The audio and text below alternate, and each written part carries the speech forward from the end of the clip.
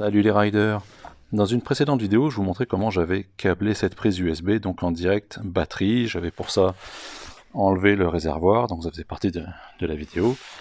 Là aujourd'hui j'ai changé ça. À présent, que ce soit ma prise USB ou que ce soit mon support GPS, et donc mon GPS au final qui est un Garmin, sont reliés après le contact. C'est-à-dire que là pour l'instant, je peux appuyer sur le bouton ON de mon USB, où effectivement il n'y a rien qui se passe. Si je mets le contact, à ce moment-là, comme vous pouvez voir, elle s'allume et je peux l'éteindre ou la rallumer. Et j'ai du coup, alors là on le voit pas, mais j'ai forcément la tension qui arrive aussi sur mon GPS. Donc je vais l'éteindre, je vais vous montrer un peu comment j'ai fait ça. Alors bien entendu, le câble ici du GPS ou les câbles qui sont en dessous de la prise USB sont câblés, donc il y a un passage de câble qui se fait tranquillement là, le long, qui vient suivre un autre chemin de câble qui passe sous le réservoir et donc qui arrive ici. Ici on retrouve la gaine du câble de la prise USB, le câble d'alimentation du GPS, ici la protection du GPS, les câbles d'alimentation de l'USB, la protection fusible de l'USB, et tout vient ici, sur ce bornier là. Donc, les deux bornes positives à gauche, les deux bornes négatives à droite, et elles sont alimentées au travers de ce relais inverseur. Donc c'est un relais inverseur dont je vous mets une photo là juste sur la vidéo. Comment ça fonctionne?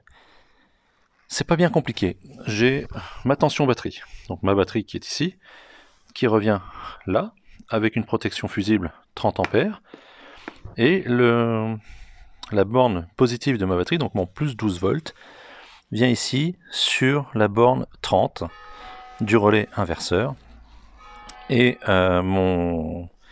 ma borne négative va sur la borne 86 de mémoire, et repiquer sur le négatif, ici sur les bornes négatives du bornier.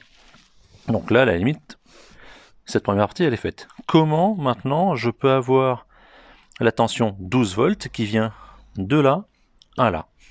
Eh bien c'est pas compliqué, à l'intérieur de ce relais il y a une bobine, et cette bobine va être activée en position, on va dire 2, lorsque elle aura une alimentation sur son entrée 85, qui est ici. Donc ce fil jaune, 85, c'est en fait du 12 volts que j'ai repiqué ici, sur le niveau du phare, qui se repique sur un fil qui est jaune avec un liseré gris. Donc je l'ai repiqué ici au travers de ce petit clamp là, cette petite prise. Il vient ici. Du coup, quand je n'ai pas de contact, ce fil jaune n'a pas 12 volts. Du coup, ici, je n'ai pas 12 volts qui arrivent.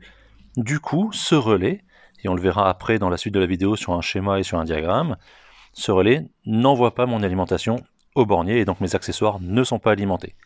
Si maintenant j'ai bien les 12 volts qui arrivent ici, donc si j'ai le contact qui est mis, à ce moment-là, hop, ça bascule et je vais avoir mes 12 volts. J'en ai profité aussi par la même occasion pour mettre, alors là je l'ai laissé pendouiller sur le côté pour vous montrer, mais sinon je le range à l'intérieur, un connecteur SAE pour venir brancher la moto sur un chargeur quand je la mets en hivernage où j'ai besoin de charger ma batterie. Voilà, donc lui, j'aurais pu soit le relier en partie sur le relais inverseur au niveau de la borne 87A, soit comme je l'ai fait là, directement sur la batterie, avec lui également une protection fusible. Voilà, je vous propose qu'on continue la vidéo avec les schémas, donc le schéma de câblage et le diagramme pour que vous revoyez comment ça fonctionne. Je vous refais juste une petite démo. Pas de contact, je n'ai pas de jus au niveau de l'USB, ni du GPS. Je mets le contact, j'ai le jus, et voilà. Allez, à tout de suite. Donc nous voici sur le schéma de câblage, on va retrouver notre batterie, notre relais, notre bornier, les différents fusibles bien entendu, la prise USB et le GPS. Du coup, de la batterie, on peut partir bien entendu, comme je vous l'ai dit, directement donc, sur mon connecteur SAE pour venir charger cette même batterie.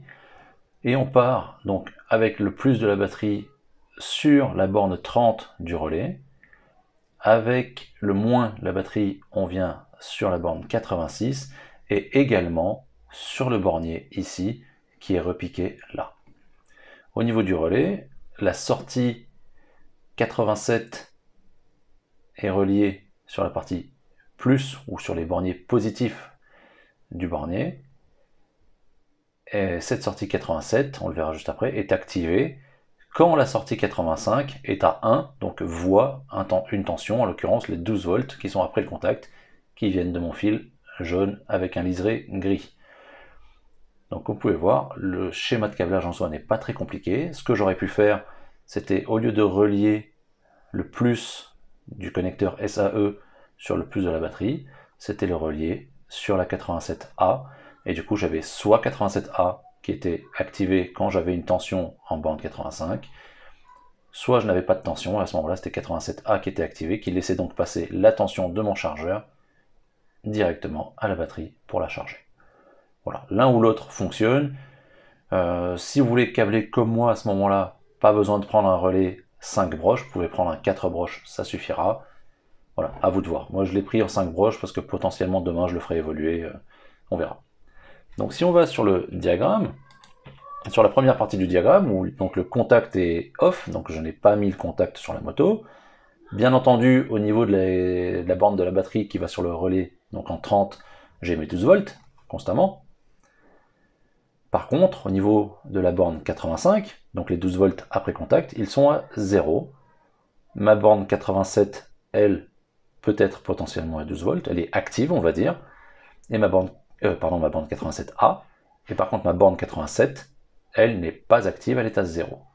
Si je mets le contact, donc si je passe sur contact on, bien entendu j'ai toujours ma tension de batterie qui est à 12 volts, ma borne 85, elle, voit le 12 volts après contact, du coup elle passe à 1, ce qui a pour effet de faire passer la 87A à 0, et ma 87, qui vient donc alimenter mon bornier et par conséquent mes accessoires, passe à 1, mes accessoires sont alimentés. Voilà, j'espère que ça vous aura aidé. Et puis n'hésitez pas si vous avez des questions, n'hésitez pas à vous abonner, et je vous dis à bientôt. Ride safe.